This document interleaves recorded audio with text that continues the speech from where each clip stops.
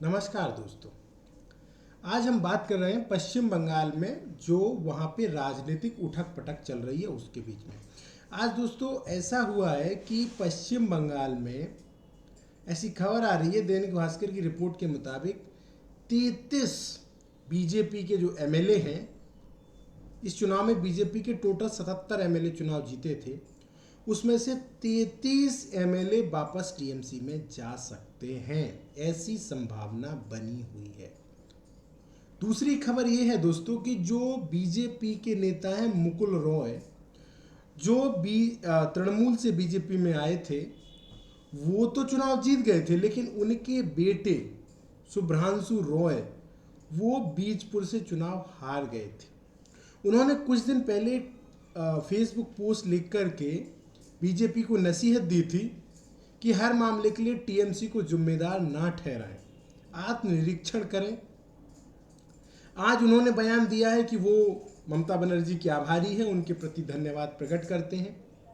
इस बात से इन संभावनाओं को बल मिल रहा है कि कहीं ना कहीं मुकुल रॉय अपने बेटे शुभ्रांशु रॉय के साथ वापस टीएमसी में जा सकते हैं, क्योंकि पश्चिम बंगाल में जो नेताओं की राजनीति है वो सत्ता से जुड़कर ही चलती है। इससे पहले वो चाहे सोनाली गुहा हो, चाहे सरला मुर्मू हो, चाहे देवेंदु विश्वास हो, ये सभी टीएमसी से बीजेपी में आए थे और ये कहीं ना कहीं वापस जाने के लिए वापस उनको टीएमसी में गुहार लगा रहे हैं कि हमें वापस ले लो।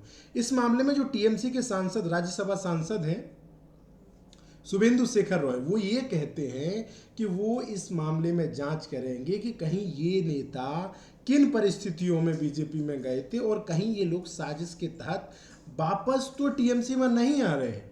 इस बात को लेकर के हमारे बीच में आत्ममंथन होगा और उसके बाद ही हम ये फैसला लेंगे कि ये नेता जो वापस टीएमसी में गए थे उन्हें हम जो टीएमसी से बीजेपी में गए थे उन्हें हम वापस लें या ना लें।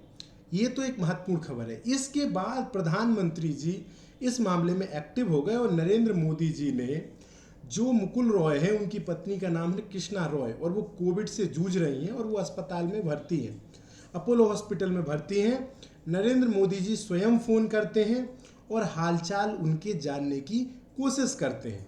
उसी तरीके से टीएमसी के जो बड़े नेता माने जाते हैं और ममता बनर्जी के भतीजे अभिषेक बनर्जी, वो भी जो मुकुल रॉय है उनकी पत्नी से मिलने के लिए अस्पताल में जाते हैं और उनका हालचाल पूछ करके वहाँ से वापस आते हैं, जिसके बाद इस बात के कयास लगने बहुत तेज हो गए हैं कि क्या मुकुल रॉय फिर से पाला बदल सकते हैं।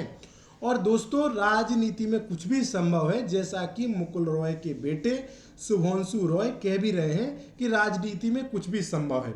और कहीं ना कहीं उन्होंने एक सेंटेंस में बीजेपी पर निशाना साधा है। उन्होंने कहा है कि जो है बंगाल में बंटवारे की राजनीति स्वीकार नहीं है। तो कहीं ना कहीं वो एक तरीके से बीजेपी पर निशाना साध रहे थे, क्योंकि बीजेपी बहुसंख्यक वर्ग की राजनीति करती है। खैर दोस्तों, जिस तरीके से प्रधानमंत्री एक्टिव हुए हैं उस मामले को देखते हुए ये कहा जा सकता है कि फिलहाल मुकुल रॉय और उनके बेटे जो भी योजना बना रहे हों उस पर कहीं ना कहीं वो पुनर्विचार जरूर करेंगे। खैर, जो 33 एमएलए के नाम तो सामने नहीं आए हैं, लेकिन ऐसे कयास लगाए जा रहे हैं कि वो टीएमसी के संपर्क में हैं, क्योंकि चुनाव से पहले भी लगभग 34 एमएलए बीजेपी में आ गए थे जो टीएमसी में थे। तो बंगाल में दल बदल की राजनीति तो चलती रहती है। इस मामले में हमारी नज़र बनी रहेगी। इस मामले में जो भी आगे प्रोग्रेस होती है हम आपको बताते रहेंगे। बहुत बहुत धन्यवाद।